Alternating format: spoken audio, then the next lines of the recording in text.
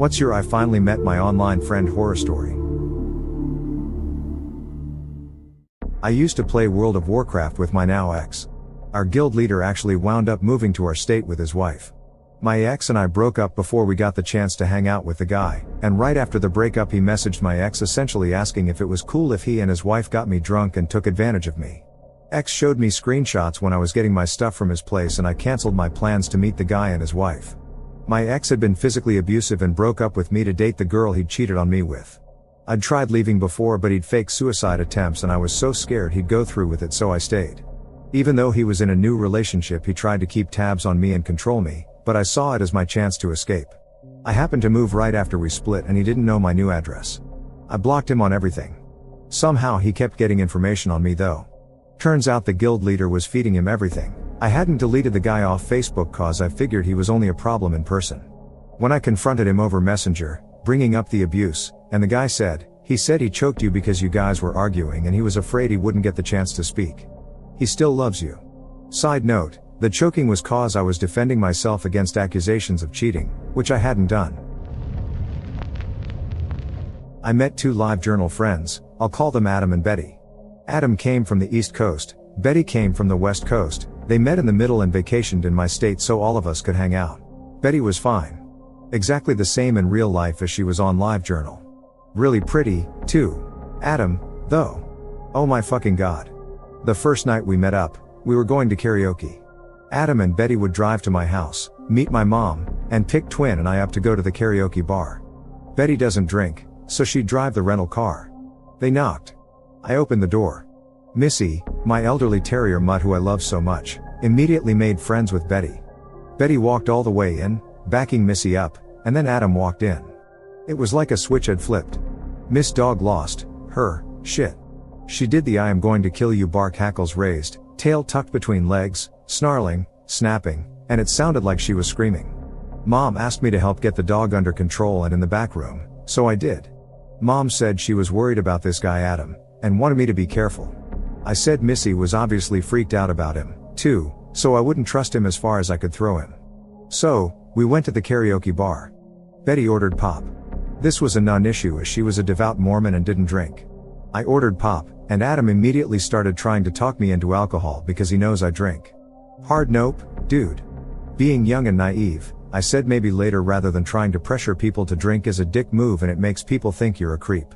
Twin, who was still presenting female at the time, ordered pop. This surprised me, because he was going through a huge party phase. He spent most of his free time drunk. Adam started trying to talk Twin into alcohol, too. No, I have a headache, beer will make it worse. We did karaoke, it was unremarkable, we went home. The next day, Betty flew home. She just changed her ticket and bounced. She gave us the details in a filtered LiveJournal entry, saying that Adam wouldn't stop hitting on her and she didn't feel comfortable being in the same hotel as him. I never actually met him but I used to play RuneScape when I was younger, around 11-ish. I didn't pay for the member account so there were a bunch of items and things I couldn't get. Some members started gifting me things and I was super grateful. Every time I went on he would help me with my quests and whatever. But over time he started asking more personal questions like what I looked like, what I liked to do etc. etc. In return he told me his first name, that he was 14 and that he was in the army as some cadet programmer or something but back visiting family blah blah. I knew nothing about the army. A cadet programmer at that age didn't sound that far-fetched to little ol' me. He started to escalate how he was talking to me and started sending me messages like hi sexy, miss you come back and talk to me babe, etc. I stopped replying because I was creeped out and was 11. I still thought boys were gross. Anyway, in school the next day I was making small talk with a girl I sat next to and she mentioned how her brother was home and how much she'd missed him while he'd been away in the army. I got a sinking feeling then which continued when she told me his name, a match. In desperation I asked her if he ever played RuneScape in which she said he did and his username was friend's username. She showed me a picture and told me about how she was really excited about how he'd finally found his calling in the army. Dude was 26. Yikes. Guy I knew in college met a girl online and spent every day talking about her. She lived about 6 hours away, so he planned to take a semester off and pursue this relationship. He got a job in her town and asked if I'd help him move out there since my car would hold more than he could take on a bus. I had a long weekend off and figured, why not? A road trip cold be fun. I'd drive him out as a goodbye present, and the way back I planned to visit Yellowstone. Well, we arrive and it turns out he doesn't have an apartment lined up and he found a job posting in his girlfriend's town. He hadn't actually gotten the job. Or even applied yet. I make a bunch of phone calls and find him a room to rent that will let him move in that day with just first, last, and deposit, even without a job. I'm tired and disgusted with his lack of planning, but figure it's worth staying the night and trying to end things on good terms with my buddy. Then he breaks down and confesses that he hasn't actually met this girl. The nights he spent video chatting with her were really just him watching her vlog and jacking it. They've never talked. Never texted. Never even emailed. Hell, he's never even left so much as a comment or like on one of her videos. She genuinely didn't, still doesn't, know he existed. His plan was to hang out at this game shop she talks a lot about until she showed up and somehow create a relationship from that. He thought that they'd meet and she'd fall in love with him and move back to our college town to marry him. All before the next semester began. That didn't happen. Instead, I made my buddy buy a bus ticket for his ride back to school and left. He came back to school and got more cringy, not less. I lost track of him after that. But did you get to visit Yellowstone on your way back? No. I was too freaked out to want to go sightsee. I just went home, worked ahead on the syllabus, and picked up some extra hours at work. I finally made it out to Yellowstone about a year later. Fuck, this is terrifying. Have you heard of Christina Grimmie? She was a YouTube singer and got far on The Voice. If I remember correctly, she was killed by an obsessed fan at her show. He talked about his relationship with her to his coworkers and got hair implants for her. She had no idea who he was when he shot her. Yup. It was horrifying to get out there expecting to meet his girlfriend and maybe grab dinner with her only to learn that the relationship didn't exist. I hoped out of that as fast as I could. Back in about 1998, I met someone playing an online word game. We were both 16-year-old girls and we just hit it off and became very close. Finally in 2004 she was passing though where I lived, so I invited her to stay for a few days. She shows up totally coked up. Then she invites some guy over and they were snorting cocaine off her car key in my living room. I didn't know she used coke and I was so uncomfortable the entire time. It was like having a stranger there, yet we knew everything about each other. We remained in touch and I still really like her, but it was just such an awkward visit. We haven't seen each other since, though. Said he was 14.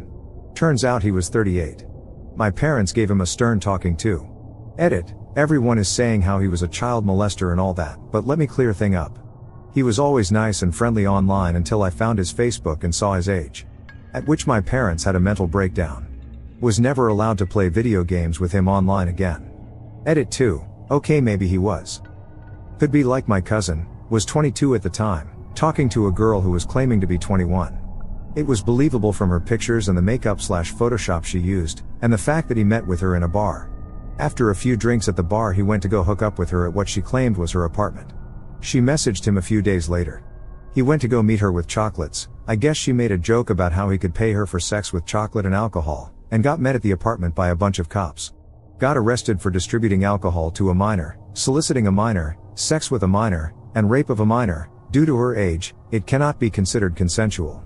Turns out he hooked up with her 2 days before she turned 16 when he met her at the bar, so she clearly was there on a fake ID. It also sucks for him because in Washington it doesn't matter if they even show you a fake ID or are drinking at a bar. If they are under 18 and you sleep with them, you are still 100% at fault.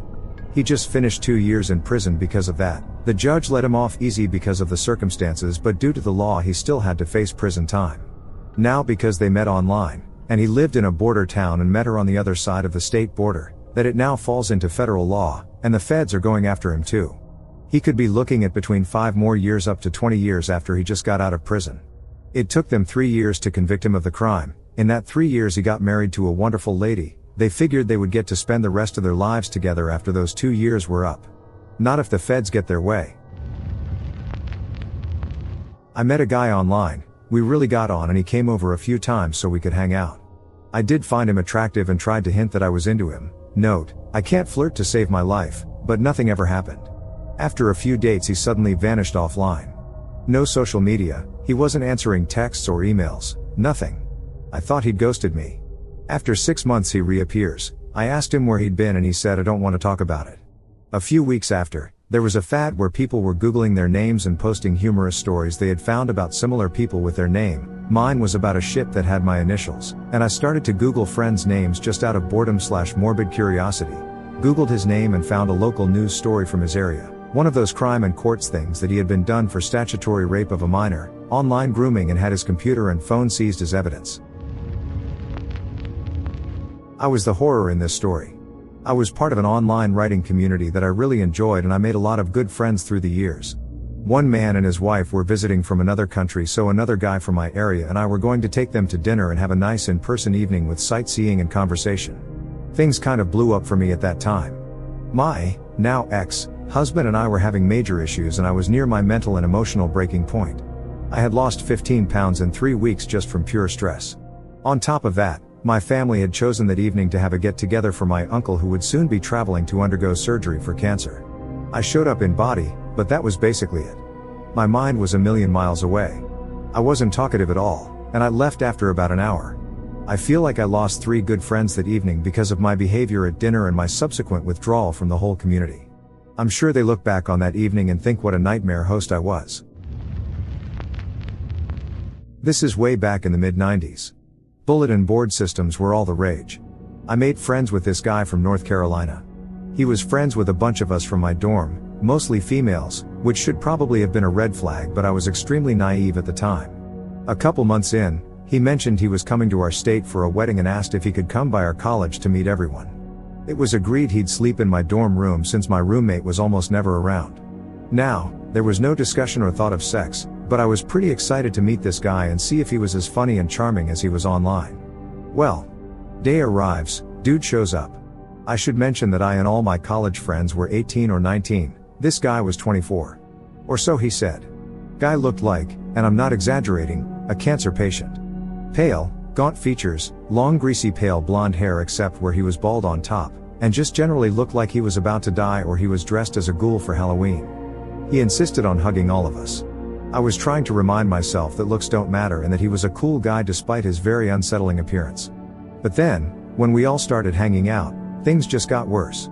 He was asking really invasive questions of all of us, making weird comments to whatever was said, just all around creepy and distressing. I was sitting on the floor with another friend and actively rocking back and forth from discomfort. I lied and said I had hurt my back and that sleeping on the floor helped, because that night he kept insisting we could share my tiny twin college bed. Nope. Last time I ever met anyone from that site. I know I wouldn't have slept that night. I really didn't. Not only was on the hard dorm floor, I was pretty freaked out about the whole thing. I, 25, was best friends with a woman, 46, for nearly 6 years. We would talk for hours and send each other gifts constantly. We shared everything from art to personal trauma. We were very close. When I fell in hard times, she was very kind and offered to take me in. I was so grateful that she would do this for me. After a few months, things started to change. I started to see why she was such a lonely person. She was mean, if not cruel, to anyone who ever disagreed with her or even had a different opinion. She was so mentally unstable that she couldn't even buy something without having to call her elderly mother and ask for permission. I found out that she was scamming the disability services to get money from the government because she didn't want her mother tracking her spending. She was so horrible to her caregiver. I'll admit that the guy was a complete moron, but he was still a sweet guy that was just trying to help. She was so abusive towards him that I had to step in on multiple occasions, which she fucking hated because it meant I wasn't on her side. That's when she turned on me. She began to freak out over small stuff. Screaming and crying because I missed a spot while mopping or because I spilled a little bit of water in the kitchen or ate my food too fast. She was fucking insane. As soon as I realized how messed up and unstable she was, after being screamed at and chased back to my room, I told her that I was going to be moving out as soon as possible. So, for the next week, she decided to make my life a living hell. She would scream about me to other people on the phone, telling lies about me, saying I did things I never did. And because she was a YouTuber with a big following, she doxed me on social media, telling people I punched holes in her walls and keyed her car. She even called the cops and tried to get me arrested for things I didn't do. Her followers began to harass me, sending me rape/death threats. Then she started posting and sharing all of my personal secrets that I had shared with her in confidence. I ended up having to call my family to come get me because she was wanting to keep my dog so that I would have to keep in contact with her and I was no longer feeling safe. So, after 6 months of living in hell and 3 years of internet harassment and stalking that followed, I'll never meet someone I met online ever again. I have no interest in online friends. It's not safe because you never know how absolutely fucked up someone is until it's too late. I matched with a girl on Tinder and we agreed to meet up at a nearby coffee shop. When I arrived, I was sitting in the parking lot and noticed only 2 people in the coffee shop, some old guy and a girl who looked similar to the girl I matched with on Tinder. She didn't entirely look like the girl I matched with on Tinder, but she looked enough like her for me to pass it off as her using filters to make herself look better. I texted her that I'm here. When I did that, the old guy and the girl got their phones out at the same time and I got a text that said, "I'm inside." I went inside and went up to the girl and said, "Hey, Melissa, right?" She looked up from her phone, frowned up and said, No, wrong person." Right after she said that, the old guy tapped me on the shoulder. I turned, he gave me a toothy smile and casually said howdy. I ran out like I was running from a killer. I still don't know what all this was about. This was about 16 years ago. I was talking to a guy online and we were calling each other back and forth. He lived in New Jersey and I lived in Mass. We finally decided to meet, so he drove up here from New Jersey. My friend was working at a laundromat at the time, so I decided it was a safe place for us to meet there. After hours of waiting, he pulled into the parking lot in an old beat-up car with all his belongings in the back seat, and he looked about 50 years old. He was pretty scary and I was pretty freaked out. I guess he thought he was moving in, which was no way happening as I had a roommate. What he told me on the phone, he was a few years older than me and I never saw a picture. I guess I was very trusting because everything he told me, I believed. Good thing I decided to meet him last minute in a public place. I had to tell him that I was not interested and he needed to leave that night. That was such a bad situation. When I was younger, I met an online friend in a public place for the first time. He was about my age and hadn't lied about that, so I guess I let my guard down. Anyway, after we walked for a while, I noticed he had led me down a dark alley with no other people. He then looked at me and said how he really wanted to rape me right then and there. Right after he'd said that, my instinct kicked in, and I ran as fast as I've ever run in my life, until I came to the train station. Here I jumped on the first train I saw and got the hell away from him. I used to play a war game and I was friends with this other person, was a guy, and we became good friends and talked and all. Then out of the blue he asked me to be his girlfriend. He was a truck driver in the USA and I was only 12. It freaked me out a lot and I ghosted him. It was a terrifying experience and a real eye-opener for me. I have a story a bit like this. When I was 14, I met a 30-year-old guy from New York online. He just randomly added me on a few things and we got talking.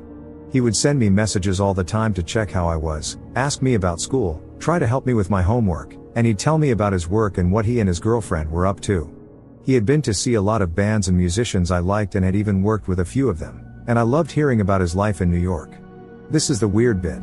We spoke for maybe a year, he sort of disappeared, and he never said anything inappropriate or tried to get photos or anything. He would send me photos of himself, but it was like him playing with his cats, etc. Just really innocent pictures.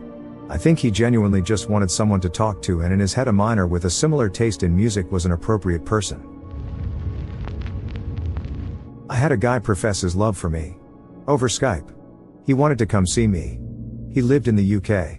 I live in the States. Except I had a boyfriend at the time. I told him this. I told him that he was wasting his time and I have zero interest in him. He still is coming. I told him that there was no time to see him, as I had work and school. He says it's fine. He will wait until I have time to see him. I told him not to come. He says he has his parents' blessings. So he came. He stayed in a hotel for 3 weeks while I had to deal with finals, work and spending time with my boyfriend. I hung out with him twice, once with a group of friends and once with my boyfriend. He got mad because he said that he wanted to hang out with me, alone, in his hotel room, and when I said no, he flipped. He said that because he flew over here, I should at least hang out with him. He flew back home to the UK a few days later and blocked me on all social media. TLDR, dude travels from the UK to profess his love for me. Is upset that I didn't change my mind. Edit, okay, I'll include some backstory. I knew him for about 3 years prior. He was a fairly popular streamer, at the time, and I was one of his viewers, eventually became a mod for him. We started talking on Discord and then Skype. I was 20 at the of this event. Why did I even meet him? I knew him for a long time. I thought we were friends. I thought that he would come and realize I didn't have feelings for him if I said it to his face. I thought I could save the friendship. I never thought he would hurt me, but even then, I was never alone with him. Not even close. Flashback 15 years ago. I was talking to a person online I'd known for a few years. We weren't best friends, but we talked daily. Seemed like a nice guy. At some point he asked where I was from, and I mentioned that I lived in Philly and I was going to the Art Institute there, living in the dorms. Didn't give specifics other than that.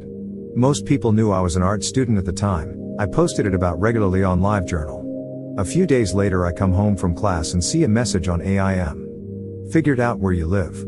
I'm outside of the dorms at the cafe across the street. Meet me. This guy lived on the West Coast, and after finding out where I lived, he makes an unannounced trip across the country, tracked down the building where I lived in, and was camped out at the cafe across the street. Asking him to meet him. All of this without any heads up. I immediately felt uncomfortable, and didn't really know what to do. It's one thing to meet up, another thing entirely to make a trip cross country and camp out in front of a person's residence. I didn't answer the AIM message right away and needed some time to calm down and think, get more rational. More messages started coming through, each reading slightly more hostile than the last. Okay, this guy traveled all this way. It'd be a dick move to ignore him, but at the same time, I felt like I was seeing red flags everywhere. I was legitimately creeped out.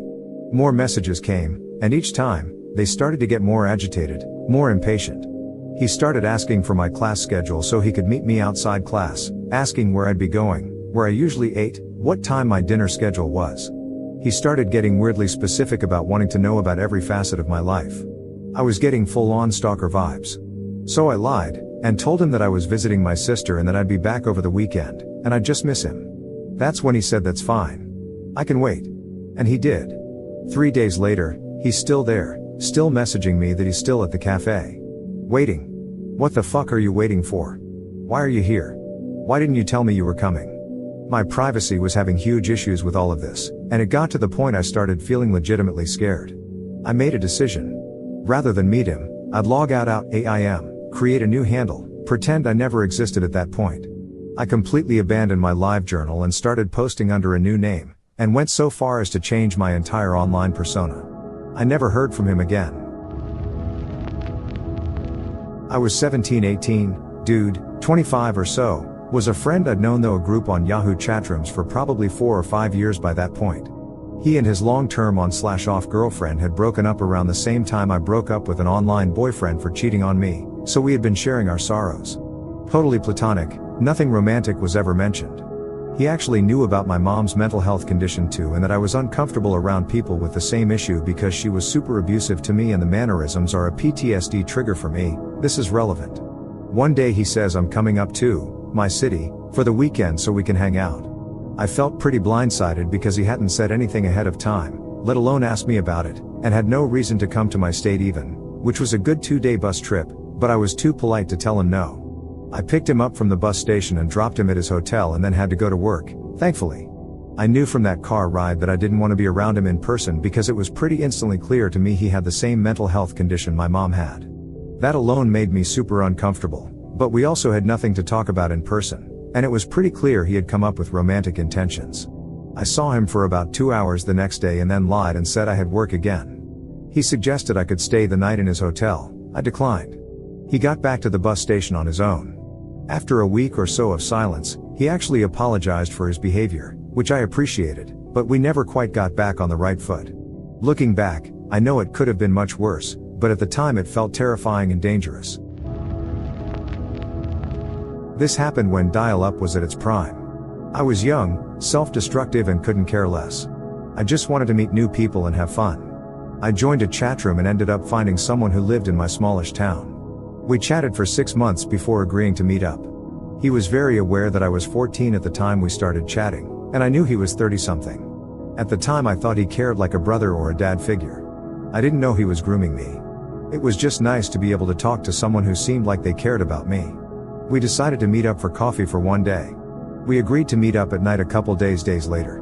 The whole time leading up to it he was saying he was nervous and scared. I couldn't figure out why he would be scared or nervous. He picks me up a block away from house. First red flag I actually noticed. I get into the car and realize he is one of my brother's high school teachers. I had met this guy before at an open house and he was really nice. So, I put the red flags on pause. We kind of laughed that we had met before and didn't realize it. As we are talking, he passed by the coffee place. He says I have a better place in mind. He drove us 15 miles outside of town in a country-like area and pulled over. This area of town was rarely ever populated by moving traffic. We were alone and there was no way out. At this point I knew what was going to happen. I thought to myself, great, now I'm an after-school special. He said that my top was really sexy and started to touch my breast. He began to kiss me and held my hands down with force. You guys can imagine what happened after that. He was kind about it, as kind as this situation could be, until I got up the courage to say no. Then he turned into a monster. I thought he would leave me for dead on the side of the road. After it was over, a wave of remorse hit him. He apologized for getting so rough. He begged me not to ruin his life. I promised that I would never say a word to anyone and that I wanted it. He said he needed to hear me say I wanted it. It was pure survival mode at that point. I would have said anything to get out of there alive. Once he felt reassured, I wouldn't tell.